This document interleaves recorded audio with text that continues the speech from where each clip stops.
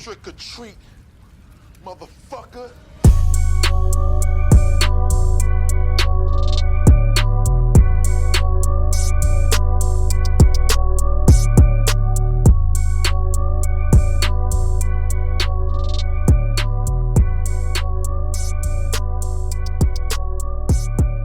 What's going on, everybody, and welcome to the Genre of Your Life podcast, a show all about movies, TV, and the genres that define us. This is episode number 62.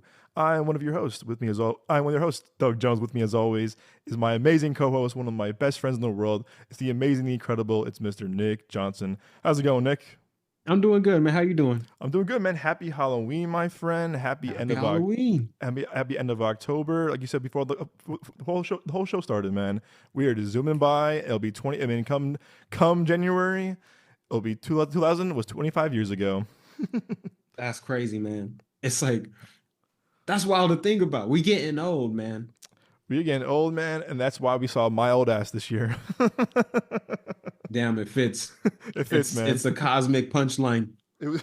I like, trademark Someone that. planned this. Trademark that cosmic punchline. I like that.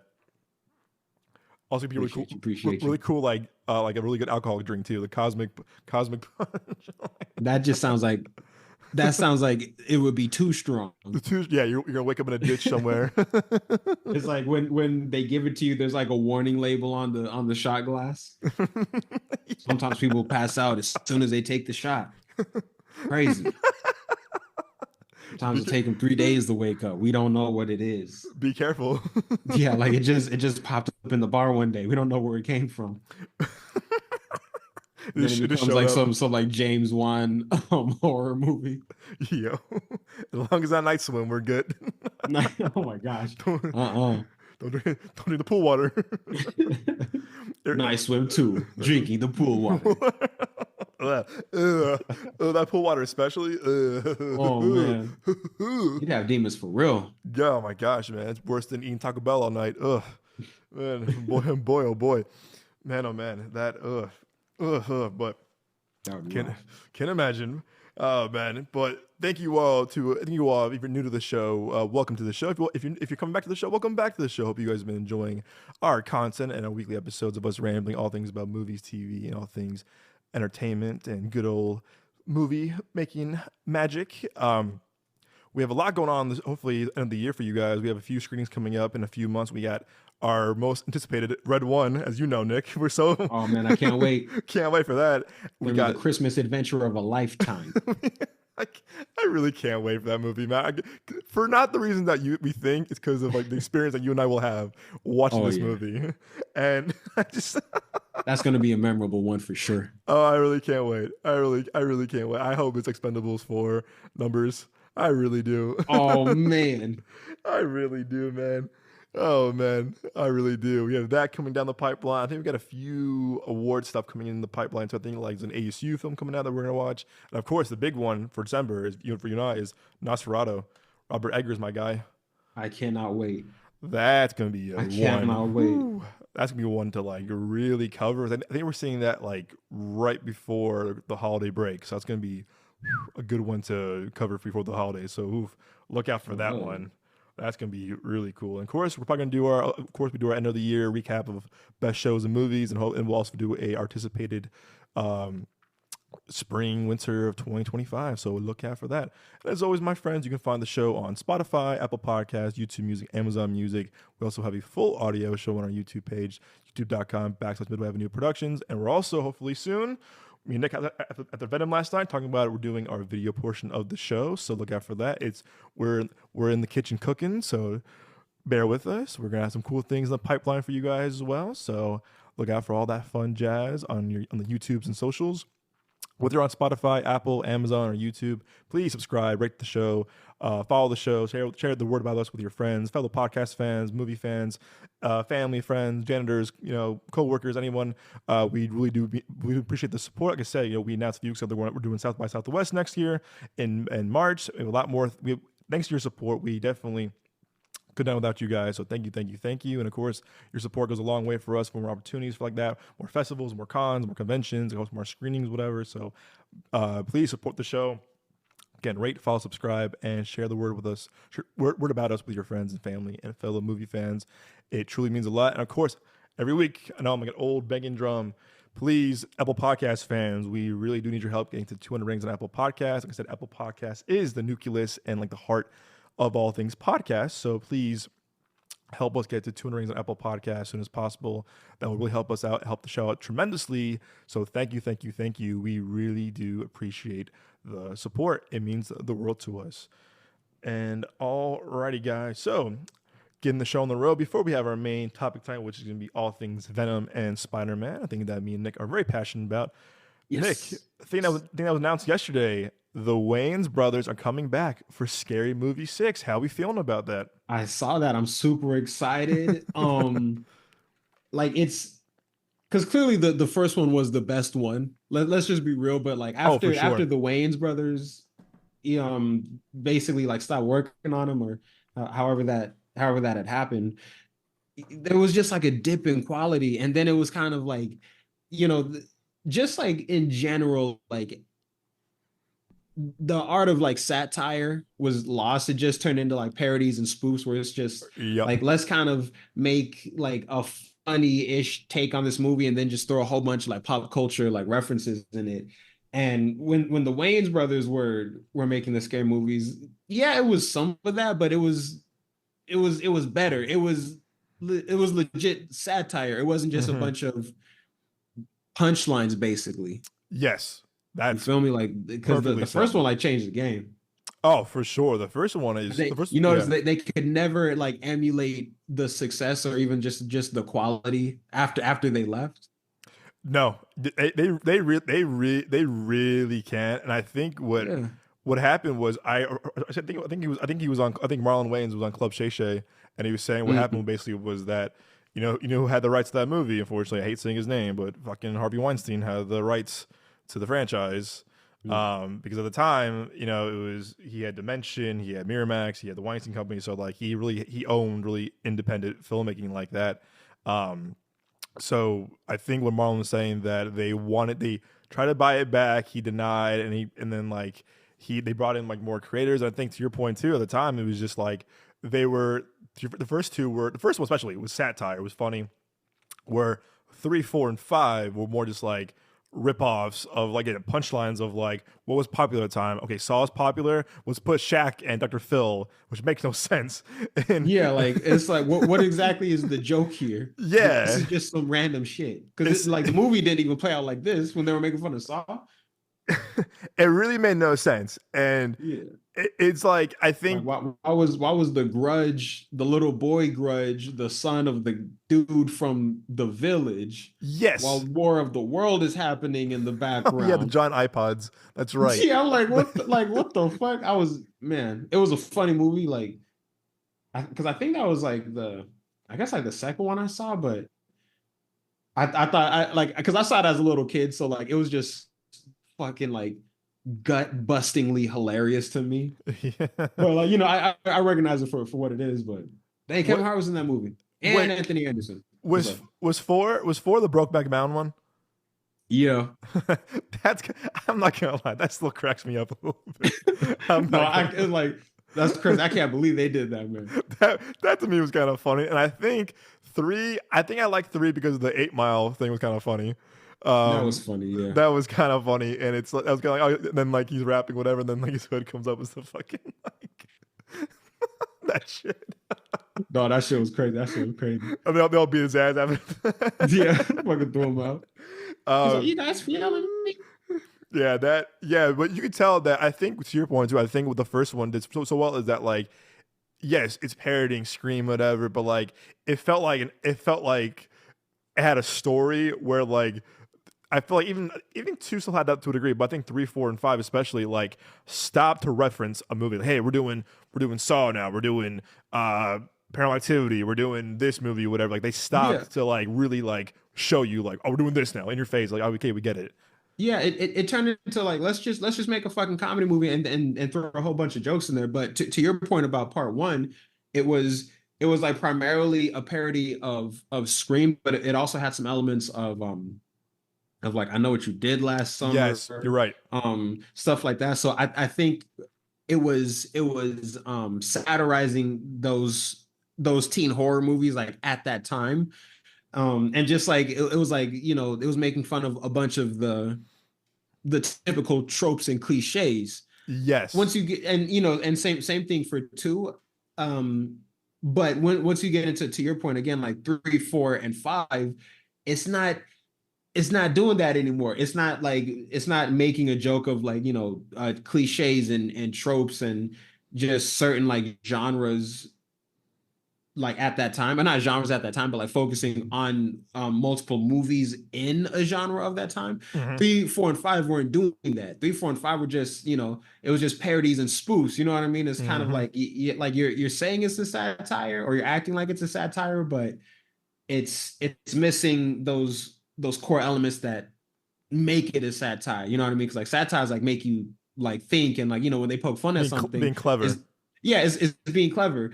3, 4, and 5 aren't. It's just, let's just throw these jokes in here. Like let's have War of the Worlds, The Village, The Grudge, Saw, and Brokeback Mountain all in the same movie. You know what I mean? It's kind of like it's just a bunch of cheap jokes. Like, it's funny. Don't get me wrong, but it's kind of like you're not really satirizing stuff. You just spoofing stuff, and it's like spoof just sounds like a silly little word. So that's why like that. That's why like I use it for like just spoofs and parodies, where it's like you're not really. It's just a bunch of cheap like laughs and stuff. Yeah.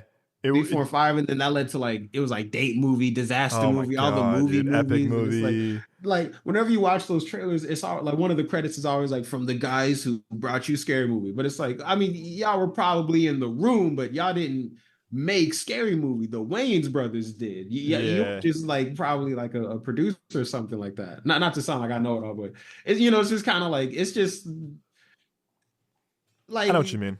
Yeah, you feel me? Yeah. I don't have to ramble. I apologize. But yeah, it's just kind of like, guys, this is what. Have you seen Disaster Movie? Dude, first off, do not apologize. This is your show. Ramble the fuck away, please. Epic Movie? No, I appreciate you, bro. Appreciate you. I've seen as a kid, I remember a lot of my friends liked them, and I think that like as a kid, I was like, these are just like, I remember like Meet the Spartans, and that was fucking weird, and like it just like a superhero movie. I'm not gonna lie, had some funny moments with Kevin Hart and Tracy Morgan. Superhero movie was funny. I'm not gonna lie, that's one of the better ones, but that was kind of like. Yeah, it's like the not like the beginning of the end, but it was kind of it was at that time where it was like fading out, and it's like it was oversaturation. Yeah, because it feels like they're not really making like satires like that anymore. No, and I really just like in general, I really do think, and no offense to him, I really admire Marlon Wayans a lot as a performer, as a creative. However, I think he was showing his cards. A Haunted House, I think, was funny because it was kind of back to his kind of like thing, whatever. But I think Haunted House 2 still has funny moments, but like not really a good movie, but funny jokes to it. But I think the problem with Haunted House 2 is that he kind of stops to kind of like go out of his way to like Annabelle, to do the Annabelle shit, whatever. It's like, okay, man, we get it. Like that was kind of like showing his cards, and then obviously when he did that 50 Shades of Black, that parody, whatever, like no one saw that, and that was just like, dude, you got to stop, because it was 2016. Like no one cared about parody movies anymore. Like I still to this day have not finished it. I kept going back till I finish it, but I get like a couple minutes in, and like, because I'm with you on that. Like I respect and admire Marlon Wayans for everything that he's done, because it's like, what an amazing career, you know what I mean? But I'm like, absolutely, at the same time, like I wasn't feeling 50 Shades of Black. It's bad. I remember I remember liking Haunted House a lot. Haunted House, that was kind of funny, but kind of stupid, but all right, whatever. I remember my friends and I saw it in high school, and I remember walking in, I was like, okay, I heard like 5% Rotten Tomatoes, and like, whatever, who cares? And I remember watching it, I was like, oh, I'm not laughing once. And I didn't even giggle or chuckle, and I think all the funny parts were in the trailers, and I was just like, oh no.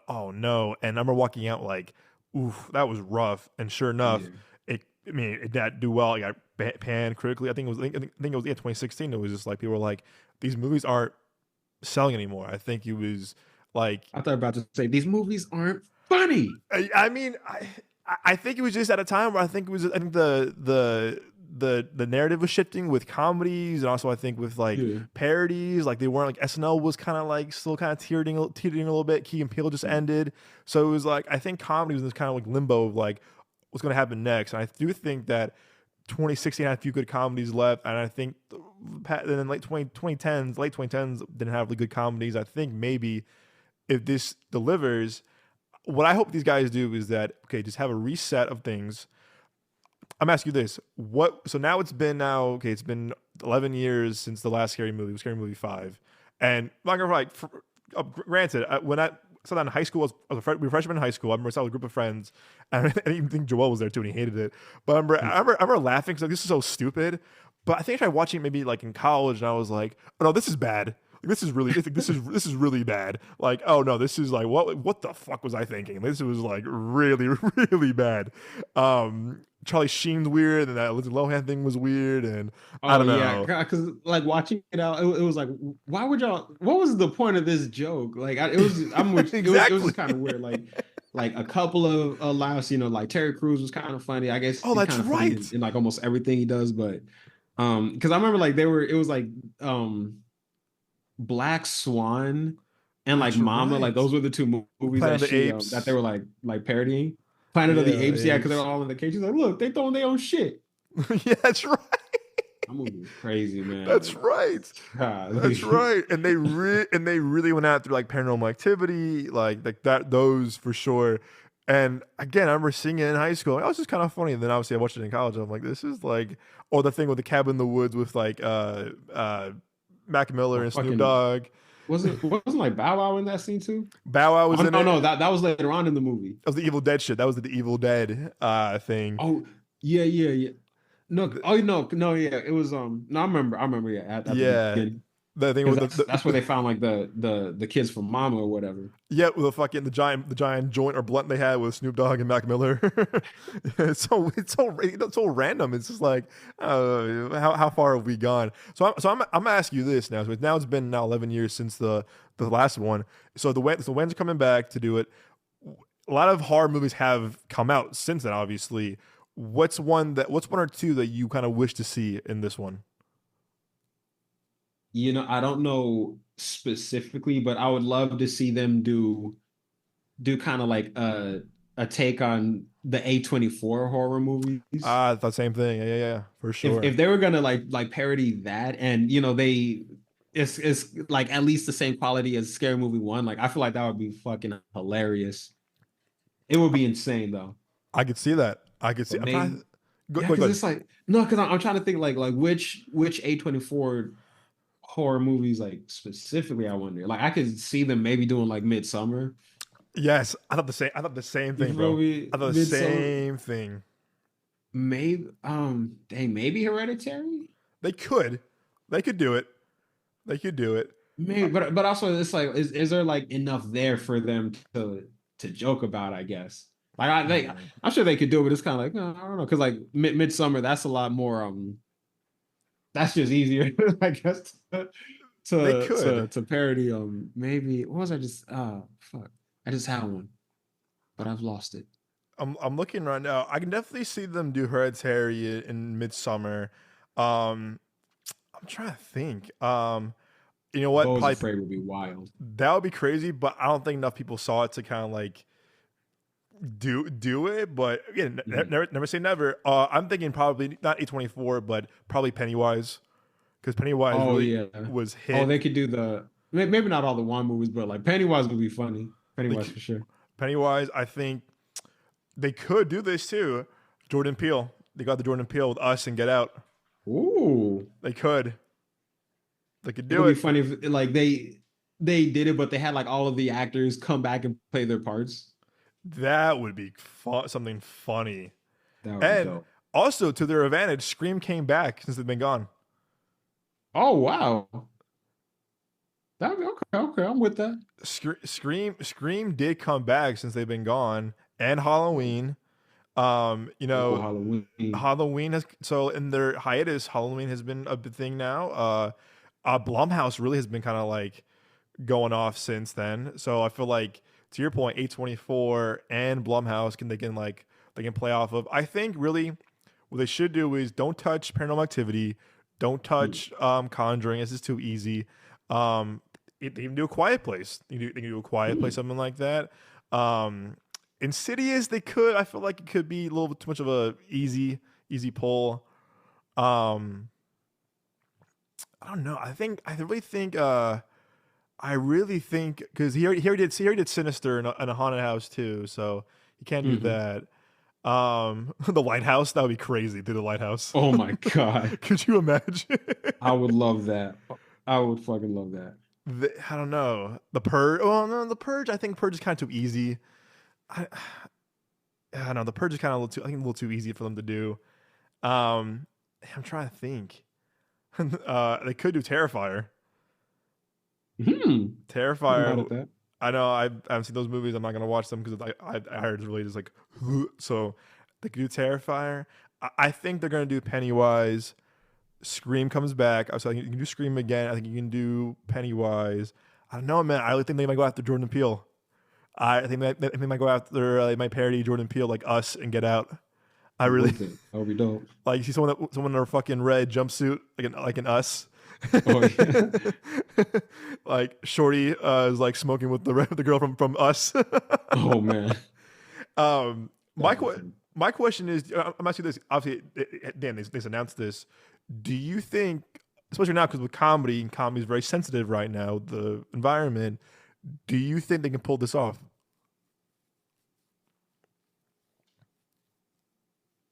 It would be tough, but I think they could do it. I You know hope me. so. I'm like a hopeful optimist Me kind too. of guy when it comes to movies. So like I think they can, especially also too if they just if they're allowed to have like enough time to perfect it, then Yeah, don't rush it's it. gonna be genius because that was the whole thing with the first scary movie. Like they were able to tell it exactly how they wanted to do it. Like Scary Movie Yes, 2 was good, but they were just kind of rushed because Miramax like wanted a sequel right away right away. because it made so much money. It made so much money. Exactly. It made so much money. But I'm with you. I think I like what you said. I think you're right. I think given enough time, take their time. 'Cause I feel like if Paramount and Miramax giving them leeway, I think also if I'm the studio, don't give them a decent budget. Don't be Yeah. crazy with it. Give them a decent budget. Give them the time to do it. And I think if all Wayans are coming back from the original crew, give them time. If I were them, I would go in a room and I would pinpoint what are the biggest horror movies the past decade. And again, I wouldn't use Paranormal Activity or Conjuring, the easy ones. Okay, you got Pennywise. Okay, there you go. You got Hereditary. You got Midsummer. You got Get Out, whatever. Just like or Ready or Not, Quiet Place, whatever. Like, use them. Okay, Candyman came back too. You have Candyman again now. Like, Oh, yeah, oh, they got to do Candyman. you know what I'm They got saying? to do Like, Candyman. they have to. So I feel like you have these movies that kind of had a resurgence during their hiatus. So now you can play with them again. Like, yeah, you do Scream again, you do Michael Myers again, something like that. But like to your point, give enough time to make it clever and make it Mhm. make it worth the comeback. Make it worth like, hey, we're coming back, whatever. We're gonna do this again our way.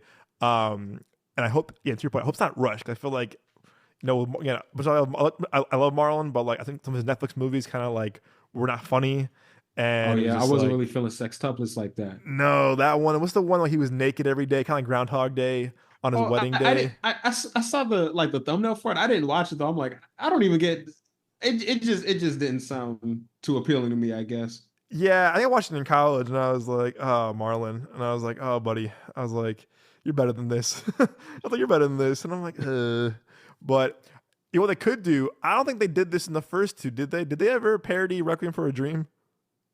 No, they didn't. They could parody Requiem. It's been That'd be like funny. Yeah, 25 get the years. whole band back together. Bring Yeah, it Jared Leto, Jennifer Connelly, they could. Keith David. They could. I definitely see Keith David and Jennifer Connelly do it. Jared Leto, they could do it, but I don't know. It would be kind of weird, but like just for the sake of the joke, I guess. They could. They could. I can see that. So hopefully they do. I really hope they take their time with this, and Yeah. I really hope. I also hope, knowing their comedy, I hope they like. Again, I really hope they don't play it safe. 'Cause I feel like we're right now. Comedy is a really weird thing now. People are like, oh my gosh. I think the Wayans are known to push the boundary with comedy. Obviously, with Scary Movie, In Living Color, White Chicks, you name it. So I really hope they don't hold punches. I Yeah. make it rated No doubt. R. Make it rated R. Don't hold punches, man. Because this is you guys created this genre. You guys created this kind of like this franchise. Go all out. Who cares? Go out. I think people will appreciate it. Go all out, not hold back. So we'll see. I think it's 2026. So we'll see if that comes out. So Fingers crossed. Fingers Oh yeah. crossed. Fingers crossed. Alrighty, guys. Moving on to our next topic, our main topic tonight, which is all about Venom. Venom: The Last Dance has arrived in theaters and unfortunately did not do well at the box office. I think it opened with like $51 million, something like that.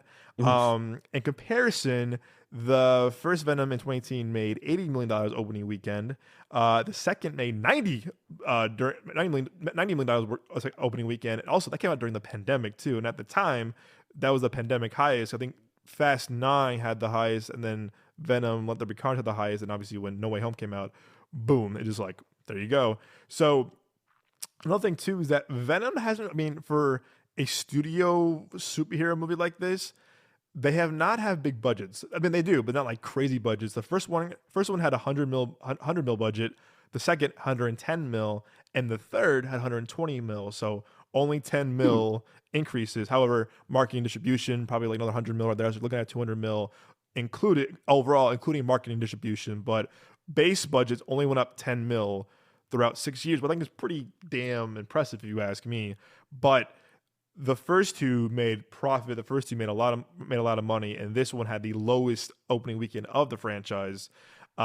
So, if you're a fan of these movies, if you know Venom, Venom: The Last Dance follows Eddie and Venom on the run, face pursuit from both worlds. As circumstances tighten, they're compelled to make a heart-wrenching choice that could mark the end of their symbiotic partnership.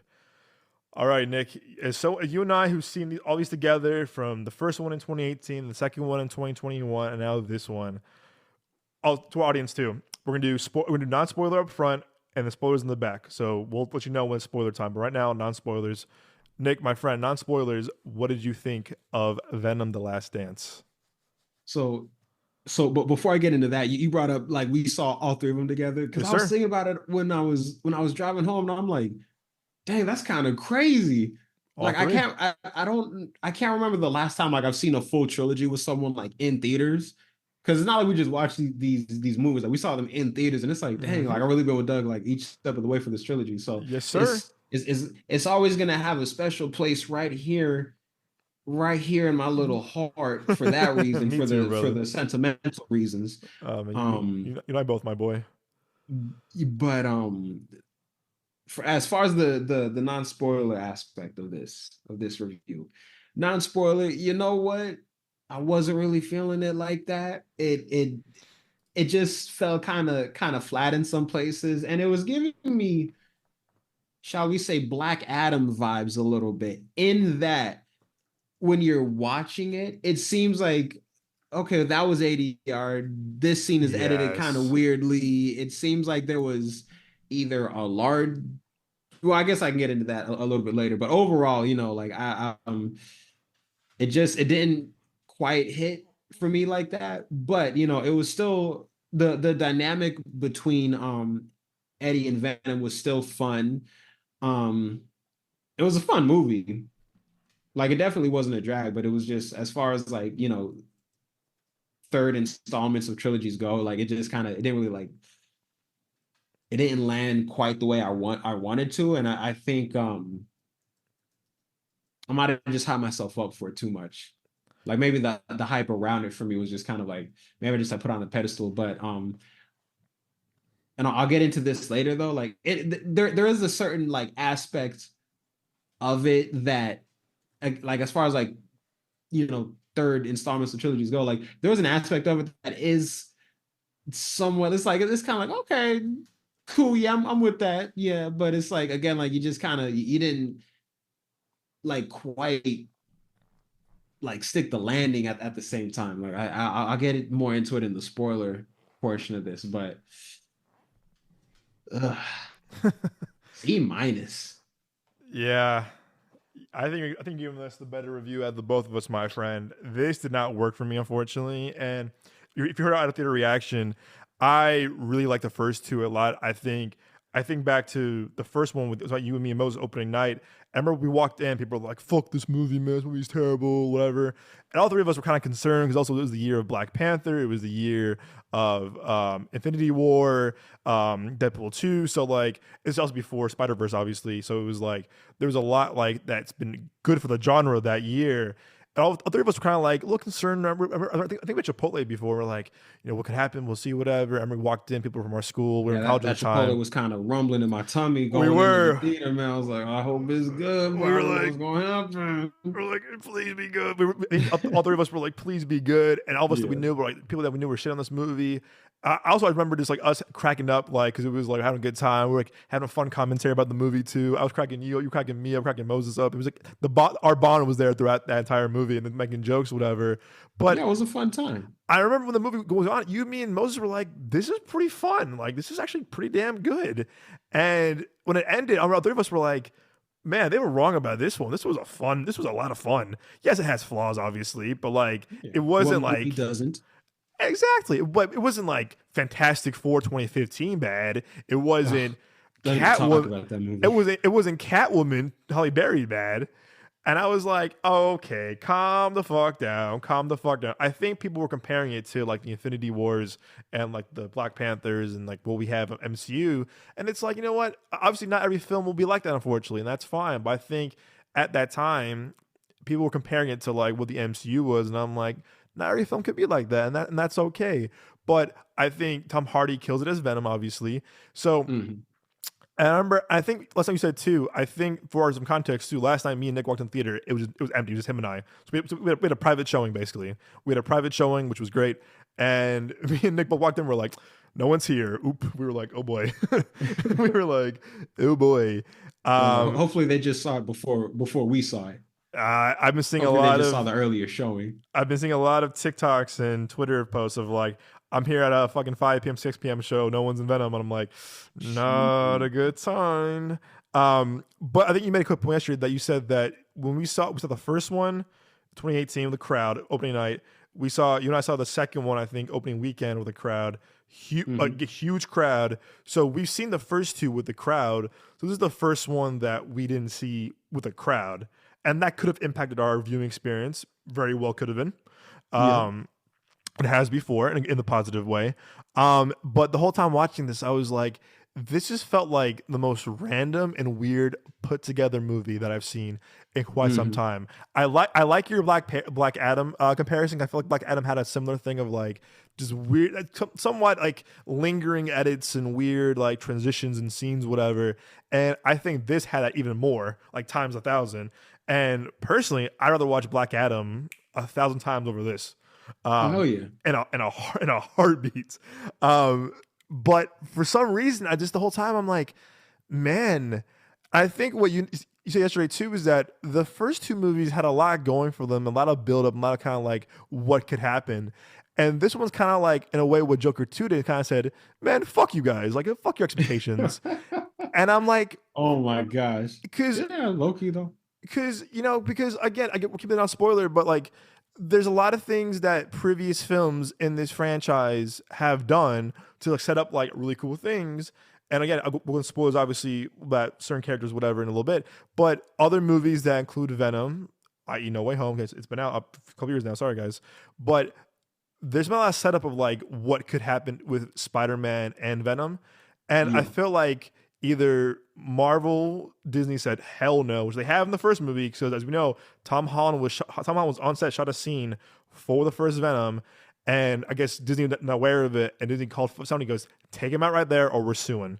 And I was just like, wow, which is like whatever, but it is what it is.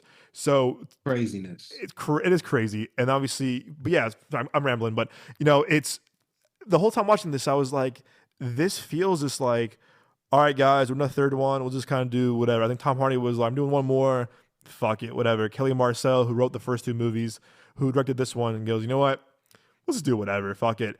And I feel like they didn't have a script. It was kind of like they had ideas, but not a script. They had like, oh, we want to do this. We want to do this. We want to do that. Cool. That. Yeah, let's do that. Sure. This. Yeah, sure. Venom fish. Sure. Why not? Venom frog. Sure. Why not? It's like, yeah, that shit was random because I kept seeing like the promotional ads. Yeah, and it was all those like animals. It was kind of like, I was like, what? Okay, what the hell is going on in this movie? Because even the trailer was kind of weird, because how they had what's his name, Reese Ifans, in the trailer. Everybody was like, oh man, he's gonna be Noel, and he's gonna be the lizard, or like this is, because he came back after No Way Home, but his arm had grown back, so he didn't become like a scientist, or like whatever the fuck. And it was just like, there's a lot of speculation. There's a yeah, lot of speculation. It was just like, because also like, I won't get super into it right now, but like after watching the movie, like, why did y'all cast him? Yeah, no, leave it at that for now. I'll definitely get into that, because that to me, still they're doing this shit again, what I can't stand with their marketing and their casting. But in Chiwetel, who I adore as an actor, one of my favorite actors working today, I thought he was kind of there for a paycheck. He was like, you know what, I'm probably cool. I'm probably boys with Tom Hardy, both from London. If I get, who cares? Temple. What did Michael Caine say? You do it. Oh, I didn't see Jaws 2. But I saw at the house that Jaws 2 built. You damn well know Chiwetel bought a nice crib or a boat with this movie. He said, I got time on Tuesday for this. Yeah, I'm not playing Mordo. Yeah, I'll probably swing by in the afternoon. And then he filmed all of his scenes and then headed back home. And you know why? Because I just watched 2012 the other day for the first time in a long time. And I forgot he was in it. He's acting his ass off in that. And I just watched that, and I see them in this. He's like, sure, okay, I'm a tough ass general person, general army person, cool. Mm-hmm. And it was just like, just a generic character, and I'm like, what? So I think all the supporting people, I think, were speculating when they heard that he got cast. People were speculating that he was going to be this major villain, like I think something like Null or something. Like cool. That would have been cooler. That would have been way cooler. But it's like, yeah, he's playing like a less impressive version of what's his name, like what the guy from Man of Steel that was in SVU or Law and Order. I mean, excuse me. Oh, Christopher Maloney. Yeah, like, you're right. Kind of like a lesser version of that. He was cool in Man of Steel. Don't get me wrong, but it's kind of like overall, like what exactly is your purpose here? What are you doing, man? It's just the typical like, oh, I'm the tough ass army general, like, get out of my way. And it's like, dude, we've seen that so many times, and you're a good fucking actor, man. Like, what are we doing here, man? Like, what are we doing here? I feel like he just did it for the paycheck, or he did it because he's boys with Tom Hardy. Like, hey man, come on, real quick, get some time in your hands. Yeah, he said, I have some time. I'll see you Tuesday. And let me get some of that Marvel money right quick. Yeah, he's had a paycheck from Marvel twice with Doctor Strange. Oh yeah, he was already in Doctor Strange. What the fuck? So he won that Sony Marvel paycheck. He goes, let me compare the two. Please, let me see. And I'm just like, oh, so the supporting cast in this, him, Juno Temple, Risa Fons, that family. Again, it's not spoilers still, but like all the supporting cast just was walking by, and I feel like you said yesterday, the one army guy. Here's the files. And you called out in the movie. You were like, like no one cares. I was kind of like, yo, is your fucking mouth numb, bro? Like, what the fuck? It was like this one dude just monotone, like just moving his mouth as little as possible, but saying like all this shit. I'm like what was fucking in depth of Wolverine? He's like, we're missing exposition here. Yeah. Oh my gosh, dude. Speaking of exposition, this movie had too much exposition. Oh my gosh, dude. It was weird. It was just like, this. Okay. We gotta wait till we get to spoilers. Right. But no, I'm with you on that, because I was kind of like, it was a lot of it at times. Sometimes it was so much. Like the first half hour is just exposition. I'm just like, and like from different characters too. I'm like, okay, if it was like Venom exposition, okay, I get it. But it was like different characters, different situations, more exposition, more setup. I'm like, we're half hour in. What's more? How much more do we need? Like, yeah, when does the movie start, bro? We get it, and what Nick said too. The editing in this movie is very, very weird. There's a lot of lingering shots. There's a scene where like they're in Vegas again, not spoiler, Vegas, and then like they come back to the army base, and you hear Mrs. Chen laughing, and you and I laughed because we were like, that's a weird edit.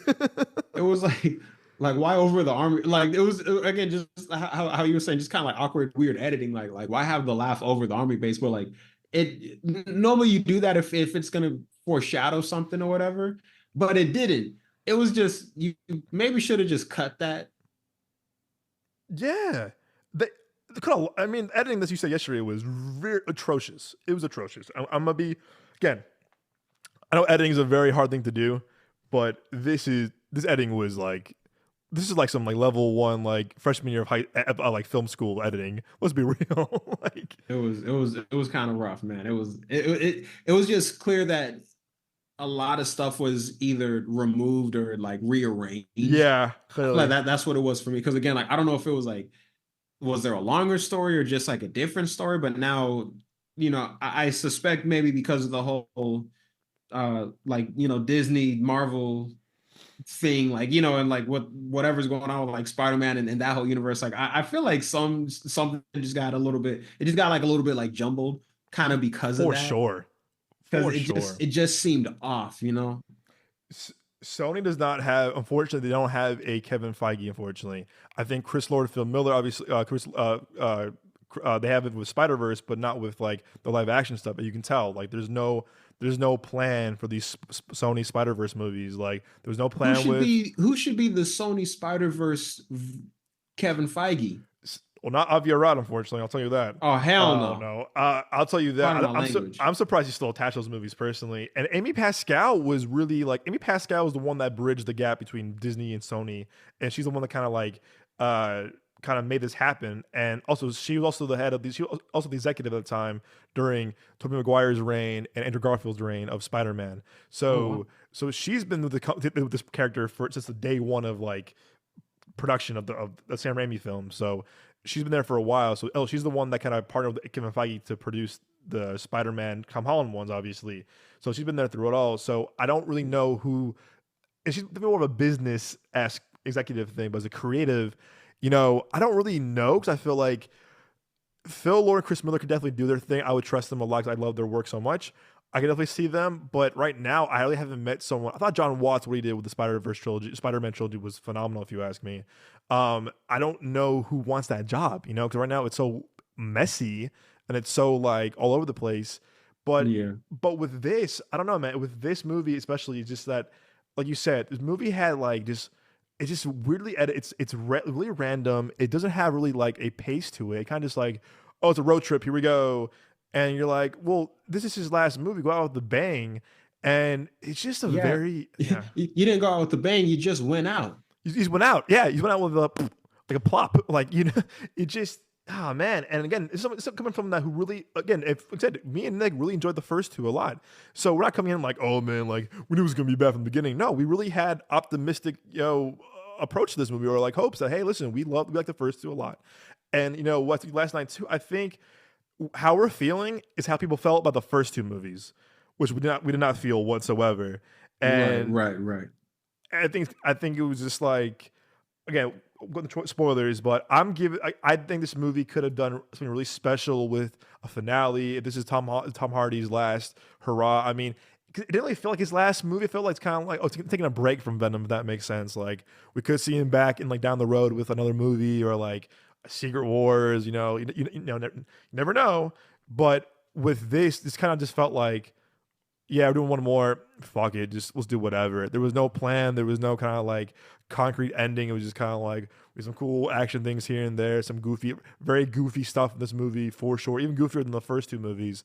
And they were like, Oh yeah, they were given like carte blanche, like just go crazy, like do whatever, guys. The first two made a lot of money, go crazy, and it just didn't work. And I think they should have like took their time with it, restructure, maybe use a better villain, use a better lore with the Venom universe, and you have so much to use from. That's why with Spider-Man stuff, like you have so much to kind of like play off of. But this to me was disappointing, and I really like the first two a lot. I would go 2, 1, 3. Would you go 1, 2, 3? How would you go? I would go 1, 2, 3. Okay, I feel like one was the best, or at least my personal favorite. Like 2 was cool because they had Carnage in it, so like I was looking forward to that. But it felt like Carnage. I wanted him to be more like upfront and more kind of like scary and shit like that. He felt a little bit side character-ish, and it seemed like they were trying to push like mutants and the X-Men or whatever. Because Naomi Harris's character also, like, oh my god, I can't believe Naomi Harris was in that movie. Oh But yeah, but it was like even her character, because they were like, she's a mutant, and it's like I setting up that's excuse me, right. X-Men, like that's just kind of like random. So it's like you just have like one weird, like it just seems like not like a side quest, but like along this journey with Venom, like we kind of just ran into another crazy like red symbiote who was in love with the mutant, whatever that means, I guess. And it's like that just seems kind of weird to, I guess, like not go into. At least Yeah. me, I don't know. If I was Eddie Brock, I'd be curious about that. But also like the way that the trilogy goes, like he had basically no time to like really stop and think about it. No, I know what you mean. I can see that, but I just be like wondering about stuff like that. Oh, me too. Me too. I really think they had really no plans for these Spider-Man Sony universe. I think when Venom came out, they were like, "Oh shit, this did very well. We'll keep making these out." And obviously, you had Venom 2, you had Morbius, you had Madam Web, and then now with Craven coming out too, I feel part of me feels like this too. Let me pitch you something after you say this. For sure. I think part of this too is that Sony like has the rights to this IP, this franchise. Like they have the movie rights, they have the game rights. I think they have to make a movie to obtain the rights too. Like if they didn't make a movie, like if they only made Tom Holland Spider-Man movies and maybe some Spider-Verse movie here and there, it's not enough to keep the Spider-Verse rights to themselves. So I think they had to like really crank out these movies to be like, okay, go, because if we don't make a movie, we're gonna lose the rights to someone else. So I got you. That makes sense because I felt like, oh boy. But at the same time, like I really do like out of this entire Spider-Verse live action series minus Spider-Man movies and Spider-Verse, I think the first two Venom films are the best of these movies. Not really saying much, but I do think they're the best. Oh, the whole trilogy is the best. Yeah.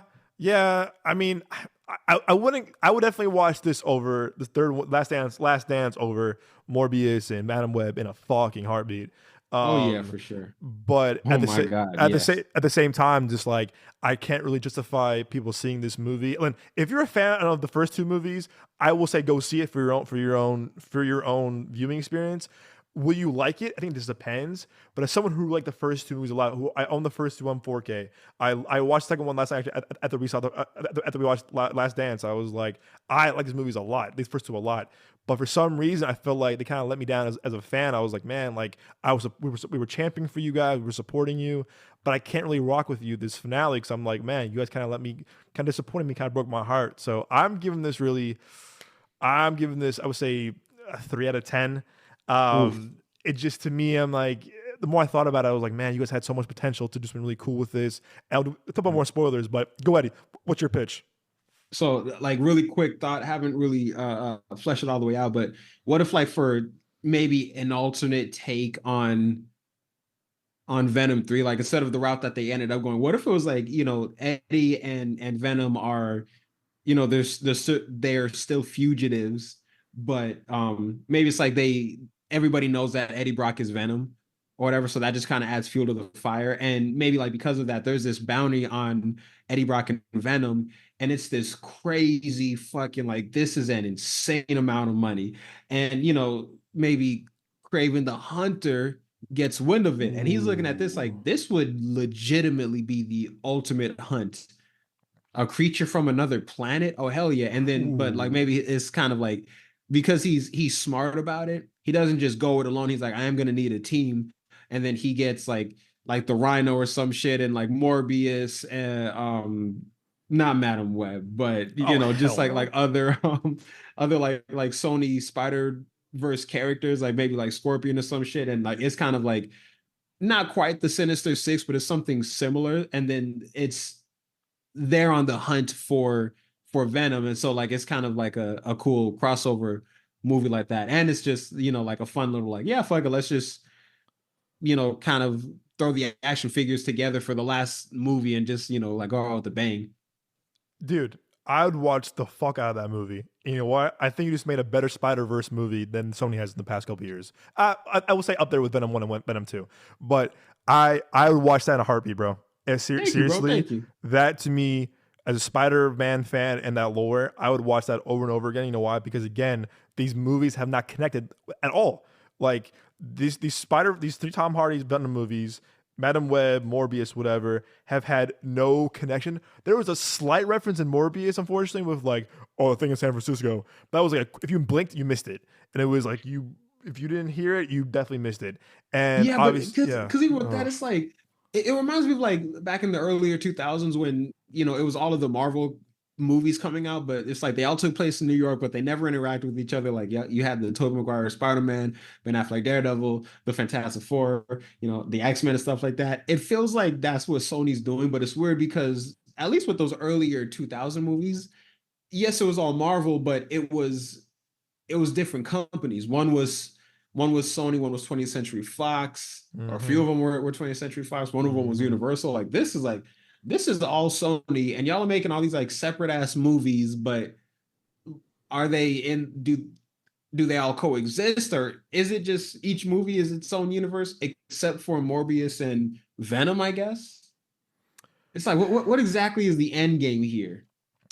Yeah, you know what? Let's go into spoilers now with that. Actually, good question. Good question. So, for our audience, spoiler alert. This is if you want to come back to this after seeing Venom: The Last Dance, by all means. But right now, we are going to dispose of this movie.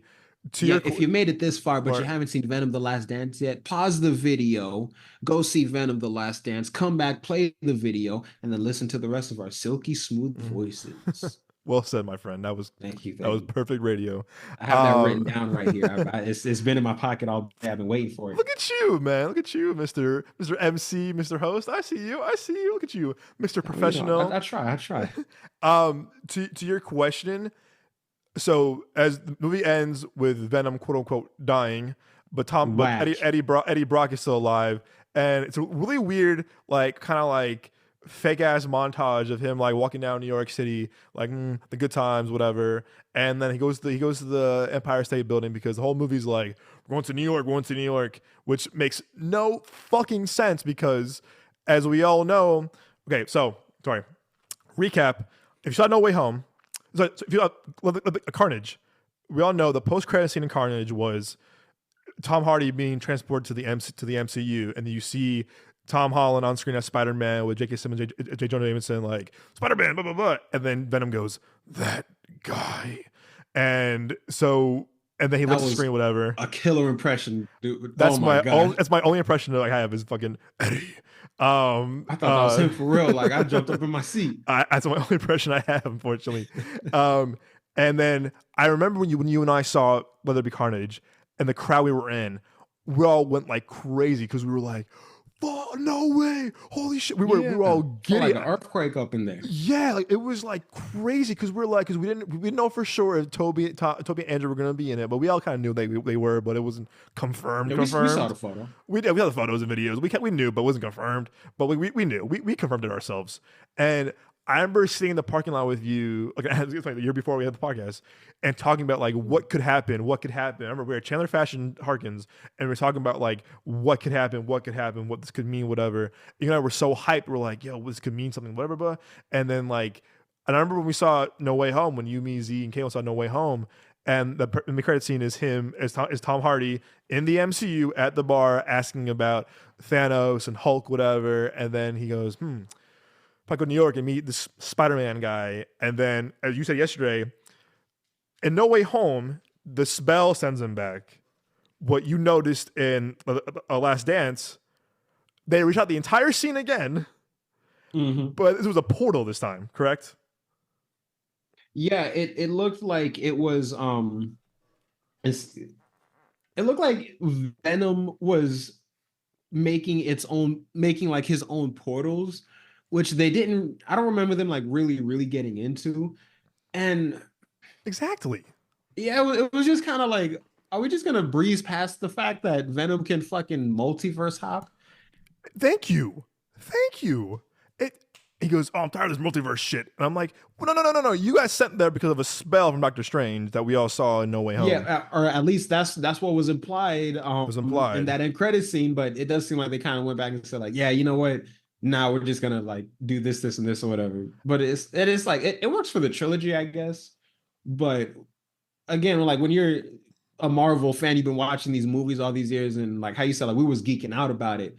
Bro, like we really thought that fucking Tom Hardy Venom was gonna meet Tom Holland's Spider-Man. Yes. And twice. It was just like and it was like, so what was the point of that? It was kind of like you're pulling the rug out from under us a little bit, man. Bro, I'm telling you how frustrated I am as a diehard Spider-Man fan, how I remember seeing both movies with you, geeking out like, "Oh my god, finally, finally!" And then I remember the mid-credit scene, No Way Home ended, and the little goo, whenever he goes back to his whatever, and then the little goo moved on. And I remember I told UZ and Kalen, I was like, "Fuck that!" And I was kind of like, yeah, it's like on one hand, like I guess this would explain how he gets the black suit because now it's here, but on the other hand, yeah, fuck that. Because first off, No Way Home was so good, we forgot about Venom until that end credit scene. exactly, that movie was so fucking good. We're like, "Oh my god, we didn't even Exactly. care." On the other hand, it's like, wait. You've been here this whole fucking time and you just didn't. And you didn't even interact with Spider-Man. Like, what was the point of even coming over here? And then you just go back at the end. Like, you really could have just not even come through. And yeah, fuck it. Because it's like, just, again, like you pulling the rug out from under us. Pardon the expression, but giving a little bit of blue balls over here. Yes, dude. They literally blue balled us and they teased us. They fucking teased us, dude. And they teased the blue balls, man. You can't do that. Yes, bro. You can't oh dude, the fact that Venom says that guy and he sees Spider-Man, and then the fact that Tom Hardy says Spider-Man in the post-credit scene.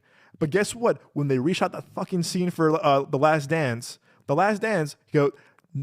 legit reshot the scene without him saying Spider-Man. What we already saw him say Spider-Man. It's like, oh my god, dude. So I'm just like, oh my god. And then obviously, it just to me, it's because I'm like, you had the setup ready. Why? Just why? And I feel like I'm sorry if I'm Sony and Marvel. I would have kept Tom Hardy in the MCU for at least one more movie. Spider-Man 4 is coming out next year. It's filming next year. It'll come out in 2026. They could have kept him in the MCU for one movie. Like, come on now. Like, you guys share him still. You guys made a deal a couple years ago to share Tom Holland for another movie, whatever, another few movies, whatever, appearance movies, whatever. You guys can share Tom Hardy as well. I feel like it's the character you can share. But oh my god, dude, you had this up already. Like, to your point, yes, yeah, you blue balled us. You got us so hyped after seeing him in Let There Be Carnage and No Way Home, where it was just like, man, and that's why I hate that stupid scene in fucking Morbius with Michael Keaton. That makes no sense. That makes no sense either. I forgot about that. That makes no sense because they're saying that the spell in No Way Home sent Michael Keaton to Morbius' universe, and we don't even know if same universe as Venom. So what the fuck? Yeah, it's like maybe it's Venom, but because he mentioned San Francisco, like you said, but it's like, if that's the case, that's the only. Those are the only two like franchises that we know are connected, and at like a very like thin connection at that. Bro, I really. Dude, I don't know, man. I'm getting again, the thing with Madam Web was so stupid too, with the whole like you can't say Peter Parker's name. I'm like, kiss my ass, dude. Like, yeah, we all know who it is. We know who it is. Again, you're blue balling us to a whole new level. I'm just like, come on, guys. Oh my god, dude. I'm just like, okay. Again, Andrew Garfield has stated he'll come back. Toby says he'll come back. Just use one of them, or I've been saying this in 2018. Have a live action Miles Morales. Then you have him. You have a Spider-Man right there. Hey, I don't care about, again, Peter Parker is in his own is a different universe. That's fine. But if you want to use these characters, have a Spider-Man, use Miles Morales. If you don't want to use Andrew, Toby, I don't care. Fine. But if you want to have a Spider-Man, use Miles Morales. You have him. You have the rights to that character. I just don't understand what the fuck their plan was. So after seeing Tom Hardy see Spider-Man on a TV and him saying Spider-Man, the word Spider-Man, y'all could have used something with like a tease, the scene when in New York City, you could have like flip and like, oh, there he is, like some kind of tease at least of like, oh, there's a Spider-Man in the universe, but we don't know who it is. It could be Miles, it could be Peter, like who knows? But I caramba, man, it was just like, and also how'd you feel about all those symbiotes and that team up scene at the end? Whack. Like real talk, bro. Here's I didn't read like any of the Venom comics, so like all these other symbiotes, it's like cool to see like different versions of it basically, but me personally, I didn't have any connection with this, so it didn't really mean anything to me. And I feel like if it did mean something to me, if I had been a fan of these comics and I'm watching this movie for the first time, and it's like, holy shit, that's this one and that's that one. I feel like it would still fall flat because they all just came out of the blue and like were in the fight, but it was like a 2, 3, maybe 5 minute scene. Like y'all came up at the end, so it's like it don't really mean nothing, and y'all weren't even really set up like that. Yeah, they have the floating little like different symbiotes in not like the cages, but you know what I mean, like in those like containment fields or whatever. And it's like you see the different colors there, but in my head it was just kind of like, okay, yeah, it's all the symbiotes. Like I wasn't, it never felt like, oh man, I can't wait to see them all like fucking reach like their final form and team up. Like it was just like, nah, like when the first like orange one did it, I was like, I kind of rolled my eyes a little bit. I was like, okay. And then, it was just the rest of the scene happened. It was just, it didn't do it for me. And then when Juno Temple became a Oh my symbiote, God. because like they kept focusing on like that she got like struck by lightning. And first off, her whole character, that's what I'm saying. Like there must have been more to this movie that they just like cut out or restructured, because her whole thing was like, I'm a NASA scientist because my brother wanted to be a NASA scientist, but he When he died was when we were 5. kids. Yeah, it's like, I'm like, what a, like, everybody grieves in their own way. Losing a loved one is very tough, and I'm not trying to make light of that, but it seemed like that's the reason why you became like a super secret alien scientist, because your brother wanted to when he got hit by lightning. Like like it just was kind of like, okay. And then like when she grabbed like the little pink symbiote at the end and then like merged with it, in my head I was just like, okay, that's gonna be the pink one. But then she had like lightning powers. It's like, or not lightning powers, but like she was like She was super the Flash. fast. She was the She was a Flash. Flash, yeah, because she even like she had like the different colored lightning bolts like going through her hand and stuff like that. I'm like, wait, because she got struck by lightning. Are they implying that there was still electricity like in her body from that lightning bolt this whole time, and the symbiote just like brought it out? And if so, how and why? It was like, because why is she the only one that's like super fast like that? It just seemed random to me. And again, like I don't know who any of these characters are, so I'm sure I'm just missing a lot. I didn't read the comics, the Venom comics specifically growing up. I didn't even know that there were Venom comics until the 2018 movie came out, to be honest. But it was just like all those other symbiotes, it was just kind of like cool, I guess. But again, this is just, it feels like, when you're a little kid, you just fucking throw all your action figures together and you just have them all like fight each other or whatever. It just seemed a bit random to me. And then, when Venom died, if I'm like, it was just like,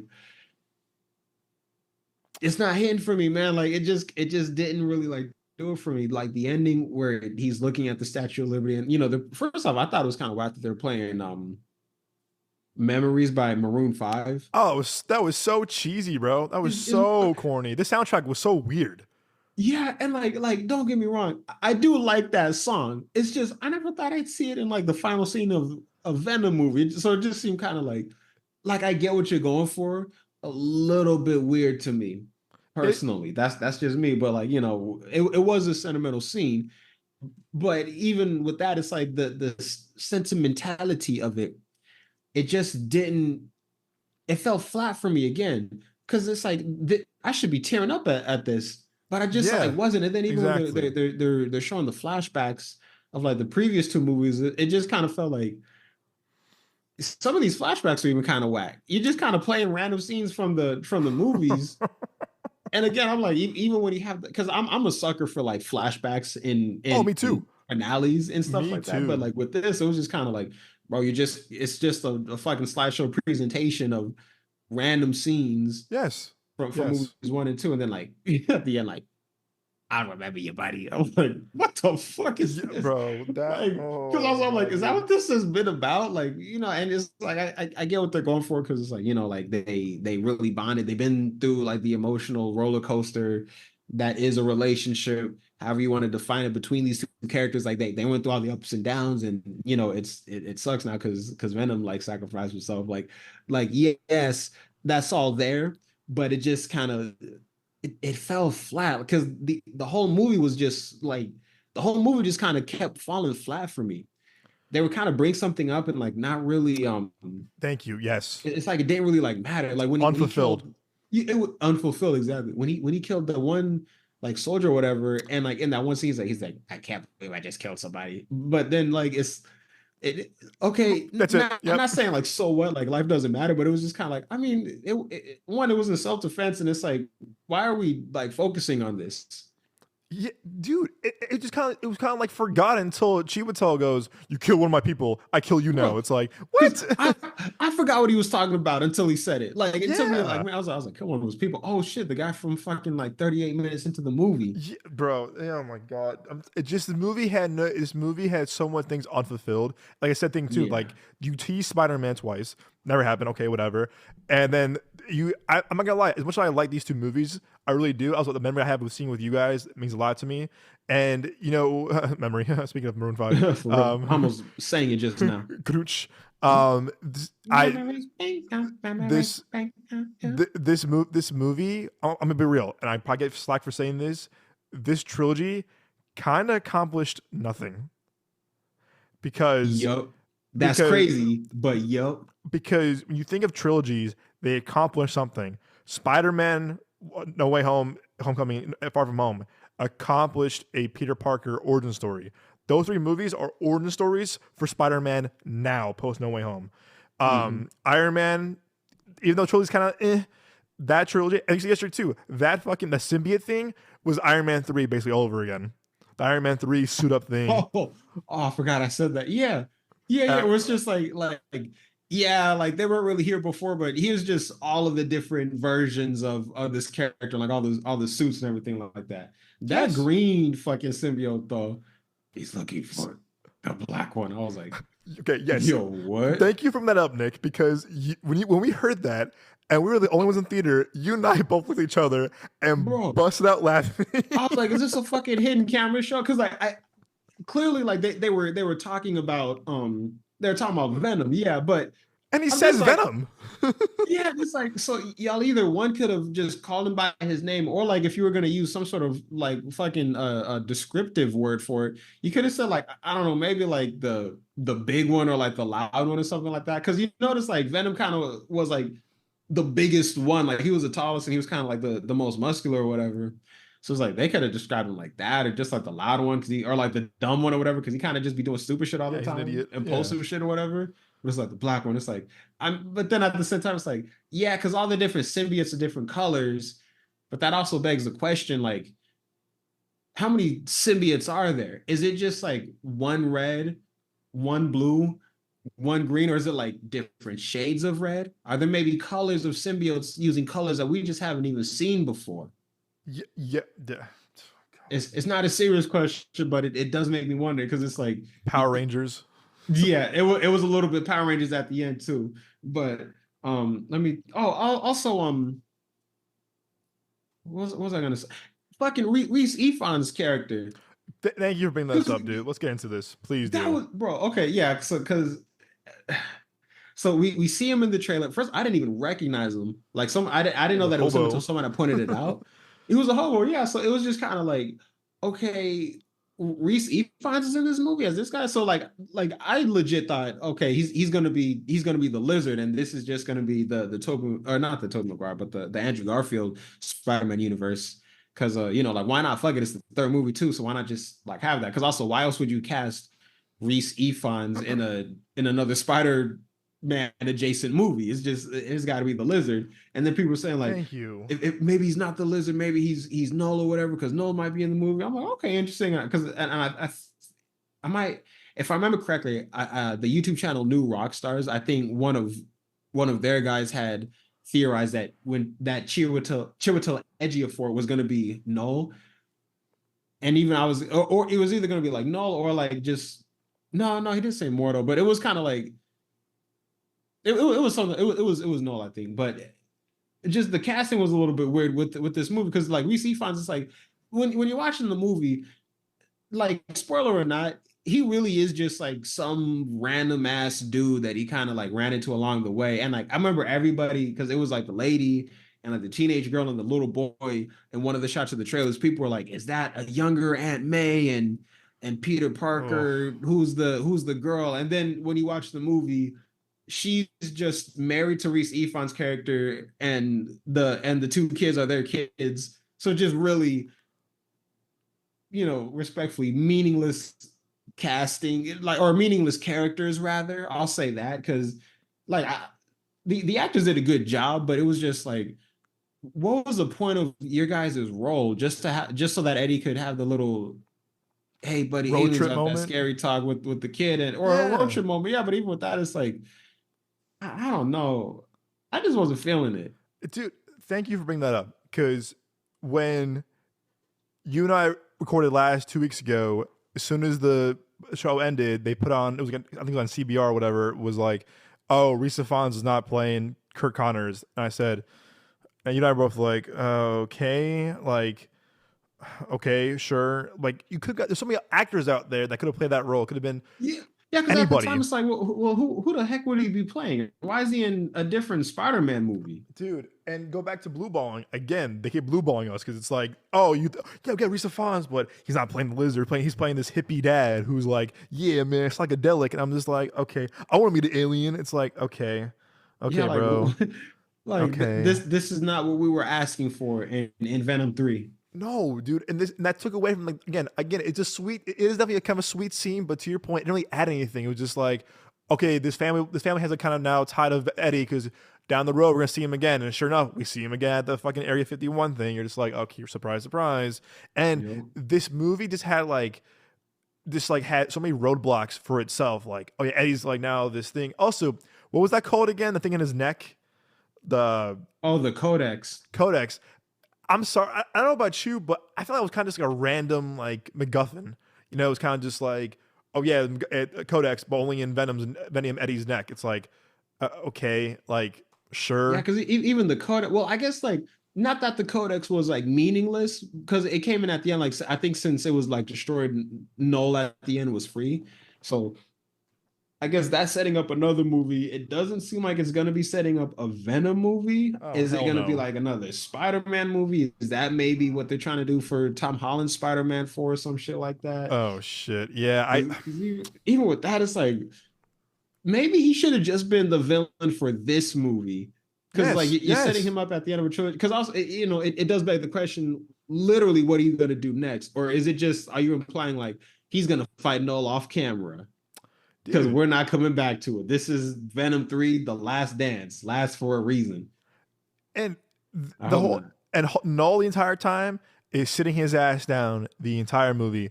We Yeah, don't see well, his because he was face. in prison, like he was Uh, like encased in like whatever, but yeah, was still kind of like maybe you could have just like cut him from the movie or some shit. he didn't really Because I add feel like the anything. movie overall would be the same. Like with the alien that was like chasing him, you really could have just had it where like just how they be doing ADR and shit like that. Like, oh, he's just another alien from my home planet. And I guess he just crash landed here, but they just happen to hunt down people or aliens like me or whatever like that. Then you can have your cake and eat it too. You can have like an alien antagonist while they're fighting off like the U.S. Army or the U.S. military in the movie. And please correct me if I'm mistaken. I thought in the first movie too, they kind of established that most symbiotes are aggressive and don't like humans. But in this movie, they were like, "Yeah, we're cool humans. Sure, why not?" And I'm Oh just yeah, like, all of them were all friendly and shit like and that. I was like, bullshit. Because we saw how Riot was. We saw how aggressive some of the symbiotes were in the lab. In the was it the like the I forgot the name, Riz Ahmed's character, like that little laboratory in San Francisco. Like most of those Yeah. were aggressive AF. So you're telling me that they were all like, buddy, like, hey man, like I'm your friend now. Thanks, appreciate it, guys. Like, no, no, Uh, no, no, no, no, no. Unless Like, maybe it's like for the most part they are aggressive and violent like that, but maybe just these specific ones are like these are just the nice guys of the planet. Like, but even yeah. with that, it's kind of like okay, I'm kind of grasping for straws here. Yeah, that just seems so like cartoonish and Saturday morning cartoon, like Power Ranger. Like, yeah, we're all, yeah, guys. I'm like, okay, we're You on some guys. the power of friendship bullshit. Yeah, some after school special type shit. You're like, okay, guys, we're doing this, whatever. And the whole thing, the whole road trip was stupid, and the whole thing with Vegas to me was so. Again, I really do like the first two with the humor. The humor this was so like, okay, sure. And the Mrs. Chen thing made fucking no sense, and it was a waste of time. Them dancing to ABBA for 10 minutes to me was a waste of a movie. I'm sorry, like. the Miss Chen thing was funny in the first two movies. Her cameo in Spider-Verse was kind of funny, but them stopping the movie for him to go dancing to as Venom to ABBA, you and I were both like, oh, okay. Yeah, because like it was like it's funny, sure, but given the context of even just the overall scene, it's like, why are you stopping to do this? Because like if you like transform, the fucking alien's gonna see you, and then it's gonna like hunt you down. But he's like, already we need to dance. It's like, bro, like this is not the time. It's like they were trying to do a scene. Remember in Logan, Charles Xavier was like, oh yeah, we gotta have dinner with these guys. And Logan's like, nah, dude, because they're hunting us down. And then like the whole family fucking died.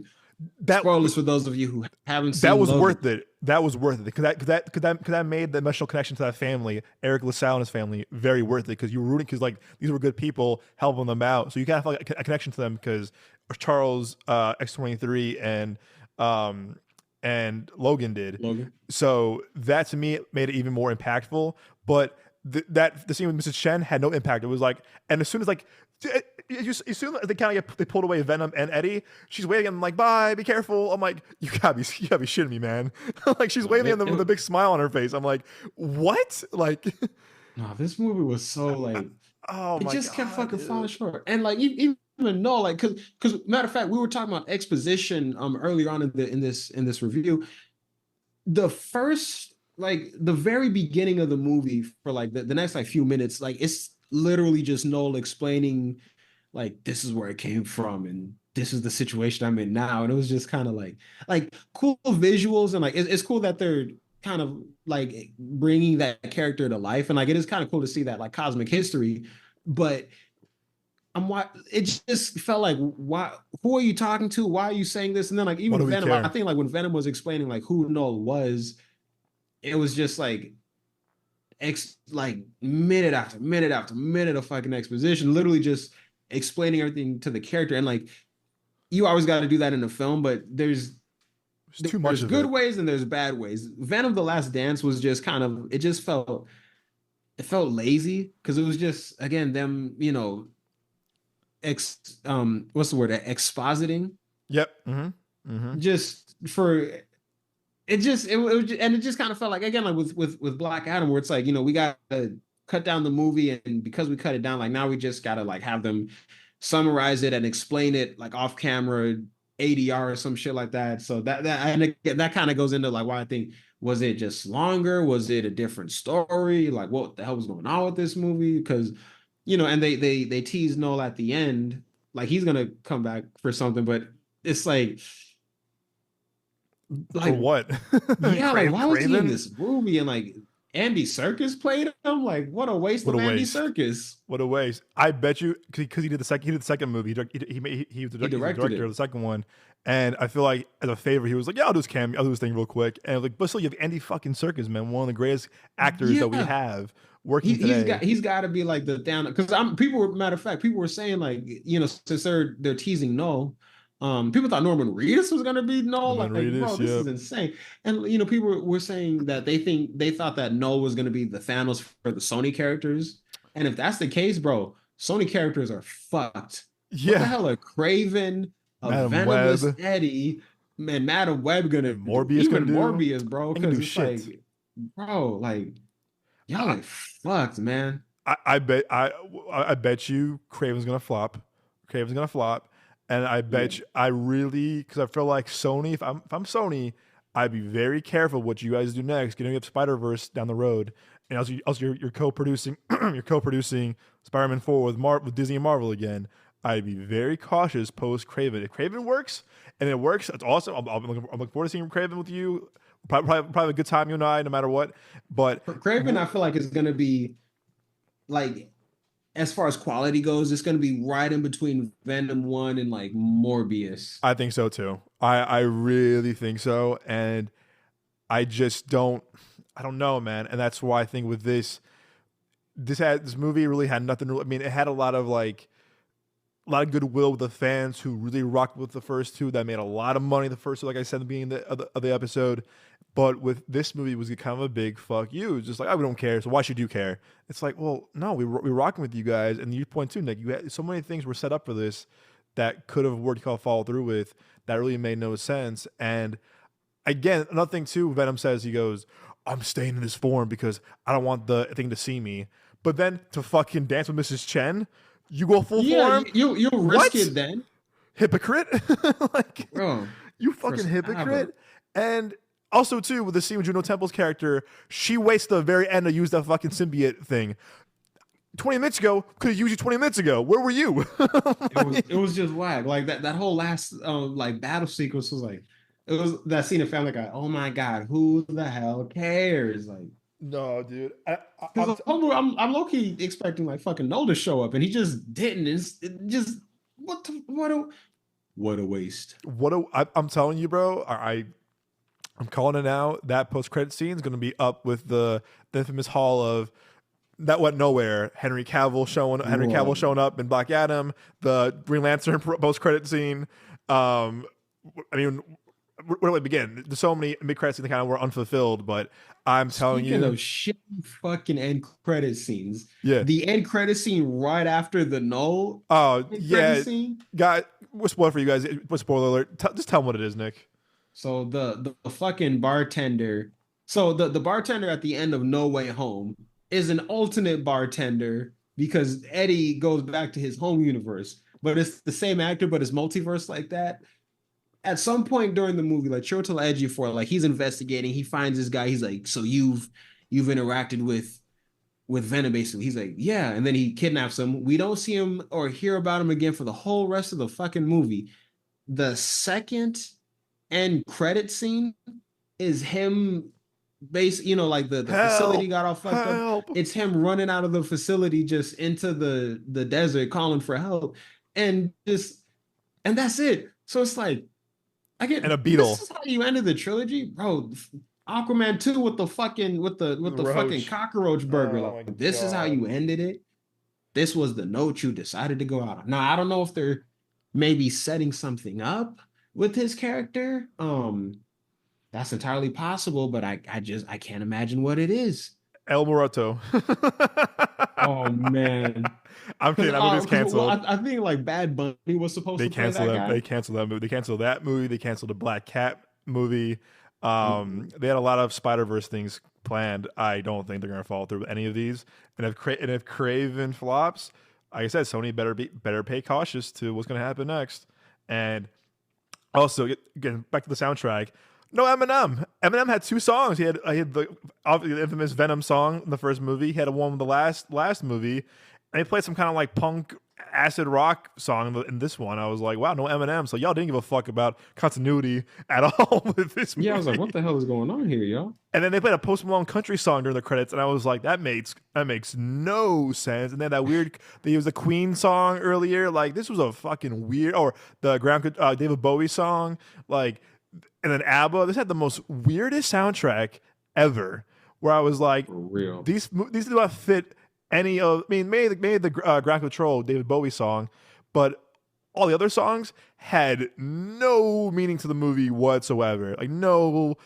I just was like, y'all were like, what's popular now? Let's put the song in. It's like you had no direction of music either, and I don't know, man. This to me could have been so much better. This could have been a Spider-Man Venom movie, and Tom Hardy, every press tour of these movies goes, we never know. We're working towards it. We're working towards Spider-Man Venom. No, you weren't. We had 2 post-credit scene with you with Spider-Man. That's all we got. 2 minutes of footage. Yeah, you had your chance. Yeah, you had your chance. You tell him, Nick. You blew it. You fucking blew it, man. So, you heard our reviews of this movie. Again, there's definitely, to Nick's point, definitely fun to be had with this movie, but I don't expect much from this movie. And I said, I think the first 2. I don't know, man. That post credit scene with Noel, where he just looks up, he goes, "Yes, you're." He's talking to somebody. I'm like, bro, who are you talking to? Who are you talking to? Like, there's no one here but us. He's talking like, it's like, because even at the beginning of the movie, like to your point, I was like, is he talking to the audience? But he was talking to like the fucking those alien hunter animal things, and it's like, do they understand English? Like, why are you talking to him like that? Like, what was this all about? So it was. The movie was a little bit of a mess. It fell flat. The ending was like, while it was kind of sentimental, because it's like, oh dang, what's he gonna do now that he doesn't have like that? Now that he doesn't have Venom, like yeah, it was kind of sad because of that. But even Venom's death was just a little bit whack to me, and Yeah. just like it was it it just fell flat. So the ending fell flat, which is Eh, unfortunate because an ending like this, like it really should feel like, excuse me, it should feel like a gut punch. Like dang, he really exactly. died, and he's really alone. Bro, exactly. And also, too, he says in the movie, he goes, "Oh, yeah, the judge that threw me out of New York." Explore that. I want to see what happened there. Like, explore that because, like, we all know from fucking Spider-Man 3 with gets thrive from the bugles. He was plagiarizing shit. But like, he Oh literally yeah, says in the movie, he goes, "Oh yeah, the judge that threw me out of New York." I want to see more of that. Explore that because I feel like this was a big fuck you waste of a road trip. It was like, okay, yeah. and y'all road trip, y'all went basically in a circle. Y'all went to Vegas. You were in the desert, back to Vegas. I was just like, okay, you guys are like, what? You guys didn't care. Hot So mess. Hot hot mess. mess. And another thing, because I forgot to bring this up, but it seemed like I'm wondering if there was a cut of this where like originally Eddie was like just kind of pissed at Venom, and he was just kind of like, whenever he was like, oh yeah, I want to see the Statue of Liberty, like, and he said like, yeah, we'll do it. Like, I wonder if it was just kind of like, I'm only saying this because I'm pissed at you and I just want you to shut up, because he just seemed very off. Like he kept mentioning, I know he was like hungover or something like that. Or he had like a headache, but just the way that he was acting specifically towards Venom, sometimes it seemed like he was just like really like frustrated and upset with him. So I'm wondering, did they go into that a little bit more? And then when he died at the end, it was supposed to hit more because it's like, dang, bro, he's kind of like talking shit and now you miss him. I'm wondering if it was like something like that. Again, in like in a hypothetical longer or alternate like cut of the movie. But it Man, just kind of seemed like, Eddie, you're acting like, to me, he just seemed like he was acting kind of weird and they never got like fully into it, I guess. yeah. When he goes, "You're being a dick." Yeah, it was kind of like, it just, I don't know, the vibes was just off with this movie. Something was just, it didn't hit for me. and C minus, like I said. that's his only comeback. In the second movie, this one, he's being a fucking dick. Like all the time, oh what a dick, and I'm like, bro, Yeah. that's your only comeback. Come on, dog. Like, get better That's all you, comebacks. yeah, like that's all you got, bro. So It didn't hit. What's up? and so first off, before we do our pitches of like how would you pitch a Tom Hardy Venom movie? So the next Spider Verse the project is a Spider Verse show on Amazon, Spider Man Noir with Nick Cage. That's right. I'm looking forward to that. I'm looking forward to that too. Will it tie into anything? Probably not. Um, but after that, the next Sony Spider project, as of now, is Spider Man sequel with Tom Holland, July 2026. Because I think the writer strike really fucked, actor strike really fucked over Spider Verse 3. Hmm. So that's really early production now. Also, the animation that takes a long time. So we have no idea what's coming out. So technically, the next Spider project is Spider Noir. So Okay. and then film wise is Spider Man 4 with Tom Holland in July, so 26. So we'll see. We'll see, but who knows? But in lieu of that, my friend, so yeah, straight after the movie. So tell me, you Nick, how? So if you were gonna pitch a Tom Hardy, are we gonna pitch Tom Hardy Spider Venom movie after the first one, or just in general? Um, I guess you could do in general. I'm gonna do me personally. I'm gonna do after the first one, but there's just Okay. gonna be slight tweaks and changes. All right. Floor's yours, my friend. How would you pitch that? How would you pitch that Tom Hardy Venom movie? So I would do it like this. Like first movie more or less happens as is, but there's an end credit scene that teases Null, and like maybe when Venom and Eddie are like first bonded, he's asking like questions about his home planet and blah blah blah, and like he mentions Null, but he's like, but he kind of tries to like brush past it. And then like part two is, and also like these movies take place, I'd have it where like the first one takes place around 2014, 2015. Okay. Now explain why for part two, because part two would also have it be Okay. like the kind of like separation between Eddie and Venom. But I also just in general, like I wouldn't play Venom as like a comedic character. Like I would treat him like like a monster, and like it's just Eddie's like really stuck with him, so that's what kind of like fucks with his head so much. Yeah. But part two would be like, I would tie it into No Way Home, where the Andrew Garfield Spider-Man was saying like there was a while where I stopped pulling my punches. I would have it where Mm-hmm. like in part two, when like the symbiote separates from Eddie, and keep in mind, this is like 2014, 2015, around the time Gwen Stacy died. So it latches onto Peter in a moment where he's just in like a bad headspace, and he's vulnerable. So then we get the Andrew Garfield uh black Spider-Man suit. And then it's like, this is a rough idea, but maybe it's like he's like really, really not pulling his punches. I probably have where like he just goes off the deep end, and I don't know, maybe Eddie is able to like go there and not like maybe like talk him down or something like that, but it would be a conflict. Or I would have where like maybe even like some of the symbiote um it like still like separates or something like that. And then you could bring in Cletus Cassidy, Carnage that way. And that way you can have a Tom Hardy, Andrew Garfield, Spider-Man Venom team up against Carnage. Mm-hmm. And you have it where like Carnage is just like, imagine if like Hannibal Lecter was just like, I'm not gonna hide my crazy no more, and just fucking went out on the city, was just fucking shit up. Like it's like, bro, this guy is a monster. Like it's just like he's Full, vicious. yeah. Like he just yeah, just this is a R-rated trilogy. We're gonna fuck your shit up. Exactly, yeah. And um I'm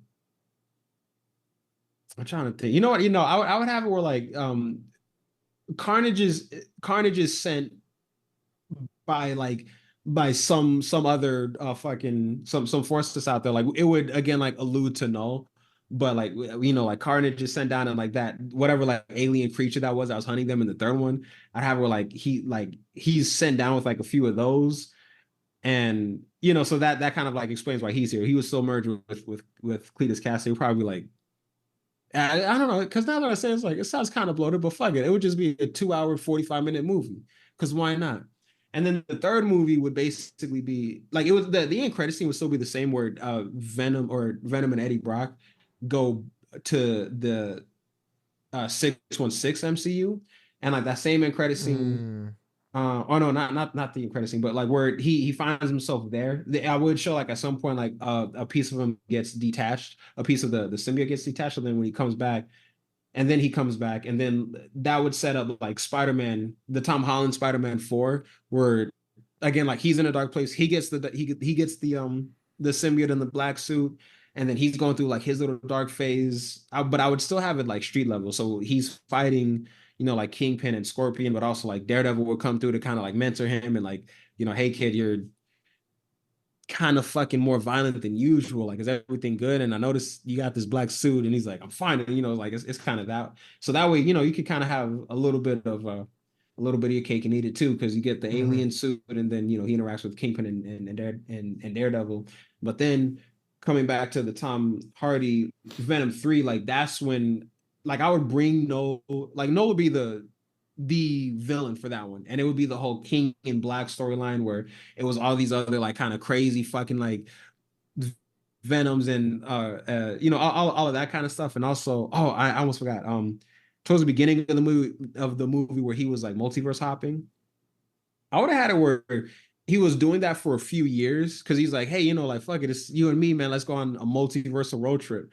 And on like one of the Earths, we see he has like a little um kind of like situationship going on, but then he leaves because he's just like he's just like out on the town or whatever. And then so then cut back to this, and I would establish like that was a few years ago. So then you cut back to like the present day. um Basically like his son comes back. Either it's all be in this movie or in like maybe like Venom Part 4. Ooh, interesting. But I would like, yeah, you feel me? Because I would have it where like the son can also like hop multiverses, and that's how he was maybe able to find Eddie.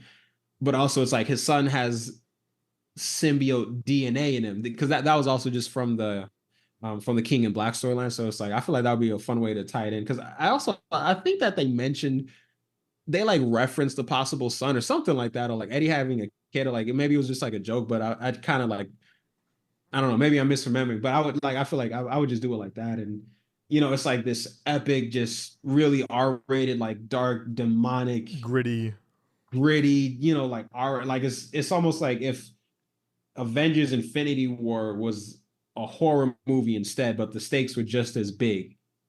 If I that like makes that. sense. That Yeah, makes plenty of sense. yeah, like Noah come through with the fucking all black necro sword, just like just like I would just yeah, I'd do something like that. Or like I like that. yeah. Thank you. It's all off the top of my head. That I, So it's a little messy, but those are the general rough ideas. no, I'm telling you what, man. That sounds.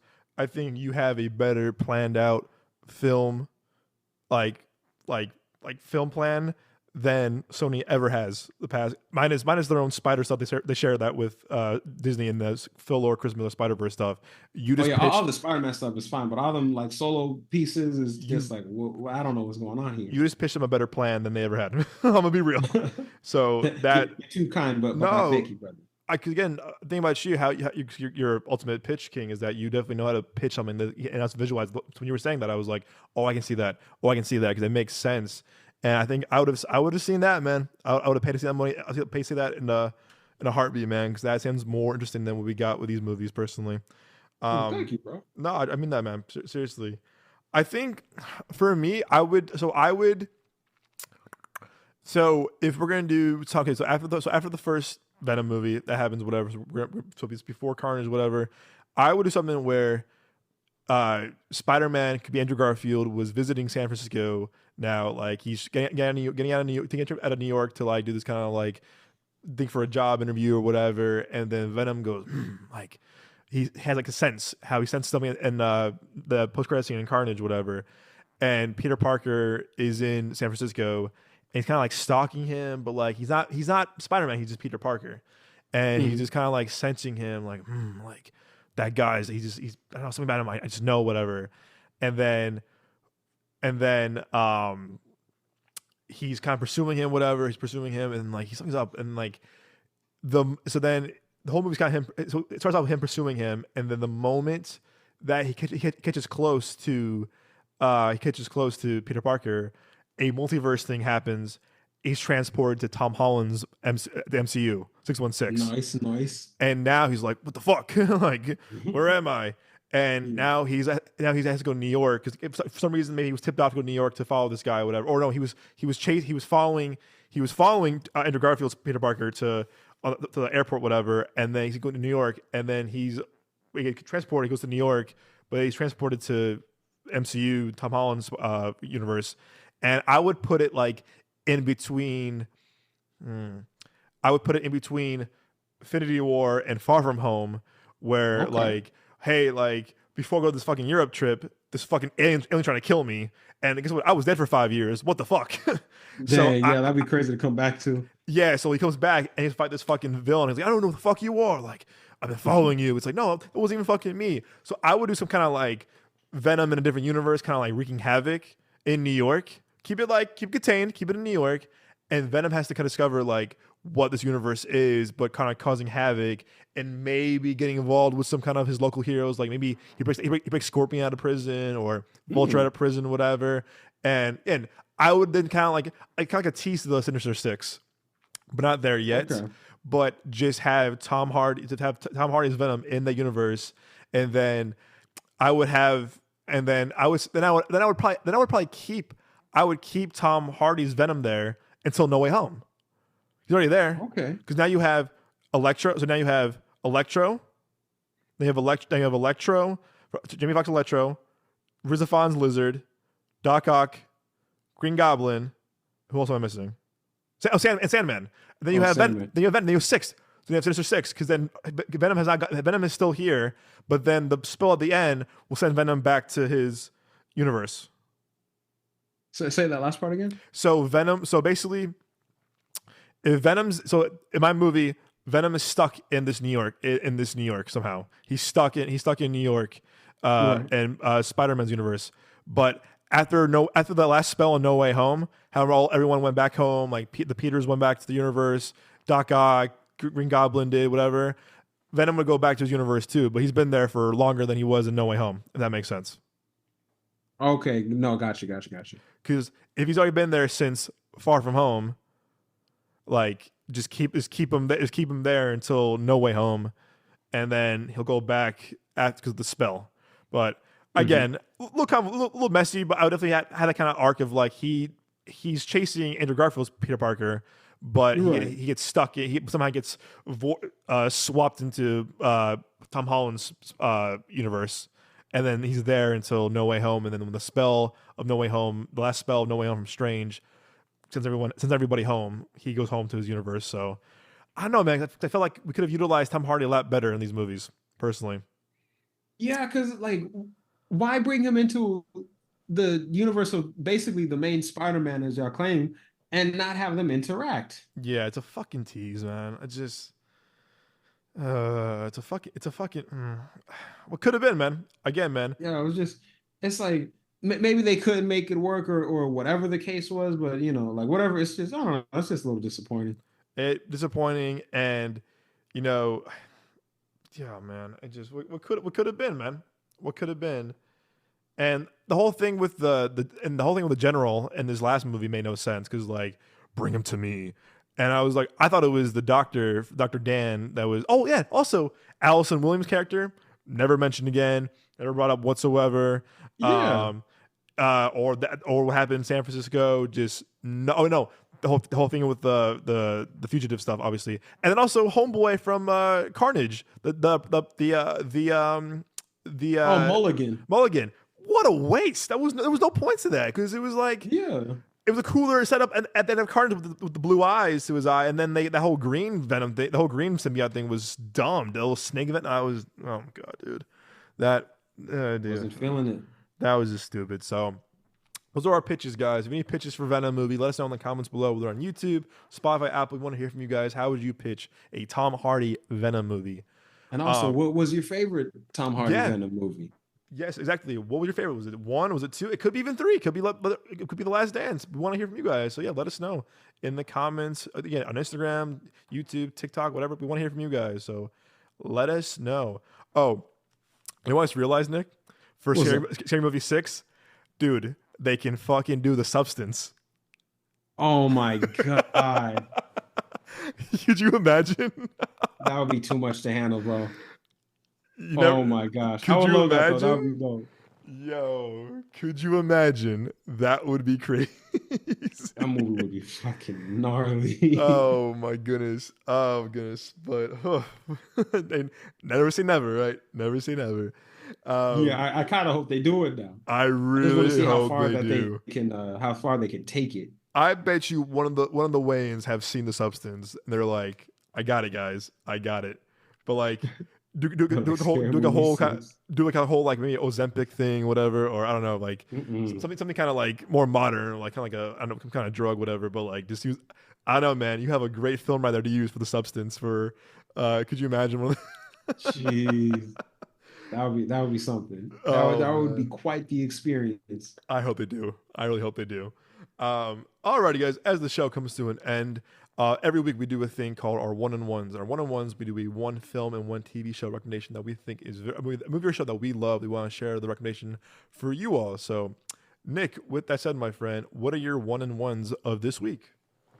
Since we're talking about Venom: The Last Dance, my movie one-on-one is actually going to be the first Venom because It's just something about seeing the third one, man. It's just I couldn't help but reflect on our time having seen these movies in theaters, and like I remember again, just seeing the first one with you and Moses. It was just like a fun night. Like it wasn't Endgame. It wasn't Avengers Endgame, but it was still like we went into the movie with I think a more positive mindset than a lot of others at that time, and it was fun. It was a good movie.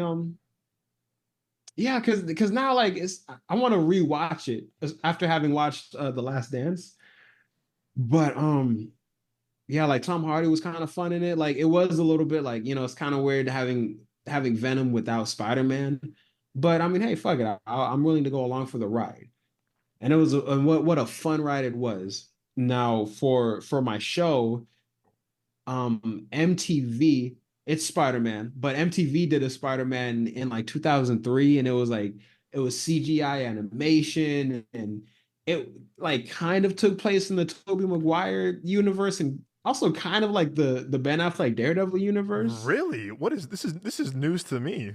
Yeah, it's on Disney Plus. If you go to the Spider-Man section, it's I think it's called like MTV Oh, Spider-Man or what the something like hell that. is But this? it's yeah, you got to Whoa. check it out, man, because it was like for I guess like slightly more mature audiences because Oh, okay, for they sure. curse every now and then, and you'll never guess who plays Spider-Man. Oh my gosh. Oh boy. Is it is it someone who's can't? I see. NPH. NPH Neil Patrick Patrick Harris. Harris. Oh my goodness. That's insane, but it's definitely it's an interesting show. I think it only lasted one season, and something happened behind the scenes. So some of the episodes were aired like out of order. So like the Oh, interesting. relationship One of those. between like Peter and MJ, it seems a bit like flip floppy. Like one episode they're like feeling each other, and then like the next episode they're just not or whatever.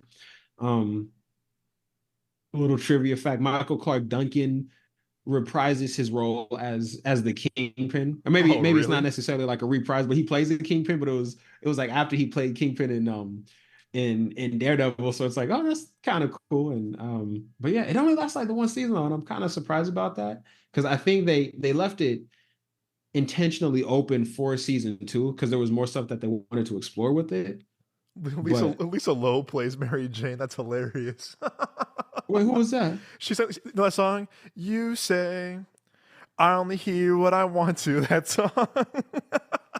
She's a No, I singer. don't think I heard that one. Uh, Let sh me. she's a singer. Oh man, that's Interesting. hilarious. She's a singer, yeah.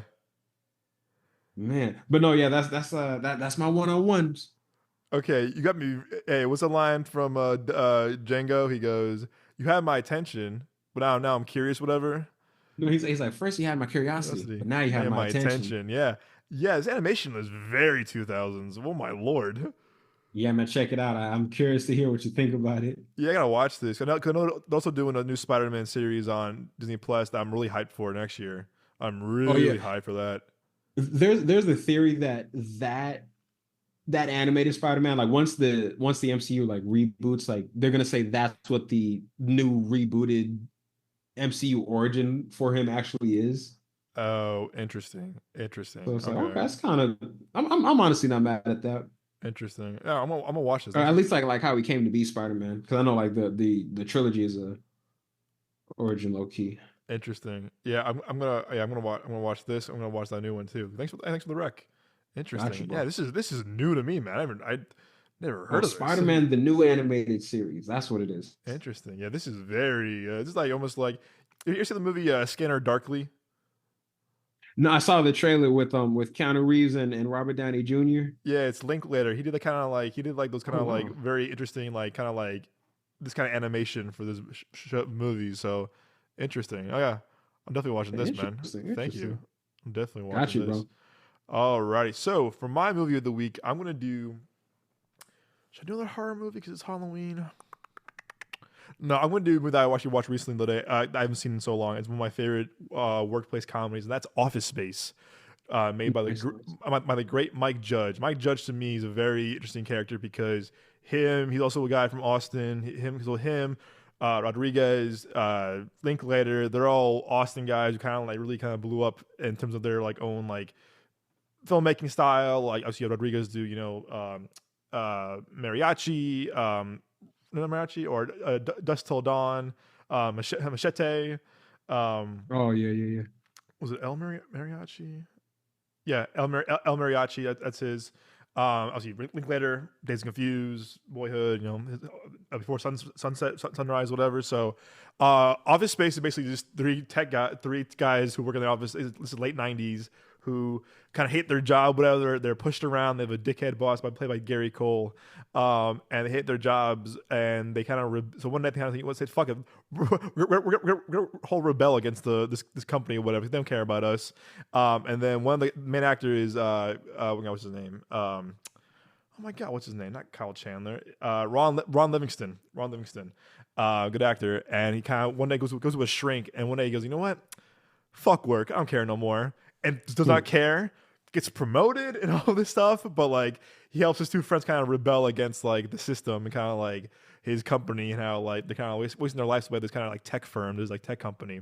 It's a very really kind of really late '90s. It's very goofy, very silly. But I like Mike Judge as like kind of because he's a real filmmaker because he's been working. He worked at like offices before too. So if you work in an office, you work in person, you'll appreciate this movie. It's very if you like Silicon Valley, if you like Idiocracy, Mike Judge gave us Beavis and Butthead, King of the Hill, Idiocracy, Silicon Valley. He's a very real filmmaker, which I appreciate. Like he writes kind of real stuff. It's kind of you can relate to whatever and like appreciate. So I'm going with Office Space, which is a very iconic cult classic from 1999. I think also young Jennifer Aniston too, like during her like Friends era too. So definitely worth the watch. Very goofy, but I like it a lot. Really funny. Good soundtrack too. I like old school 90s hip hop, which I like. And for my show, that's a good question. Should I do animated as well? I'm trying to think. Oh, you know what? Thanks to Nick's inspiration last night, I'm gonna go with a very underrated show. I think is really funny. It's a really cheap show, and that is The Real Bros of Simi Valley. Oh yeah. Thanks to Nick last night because it's a great joke where he goes, "Yo, not gonna lie, fuck this ratio." Yeah. And I haven't seen that show since college, bro. I remember you and I watched it. We were like, this is kind of genius in its own way. The Real Bros is, Jimmy Tatro. He's kind of like a YouTuber, like really famous YouTuber. He's also in stuff like 22 Jump Street, Stuber. I think he was in Modern Family at one point. Like, I think he was in Boo and Medea Halloween as well.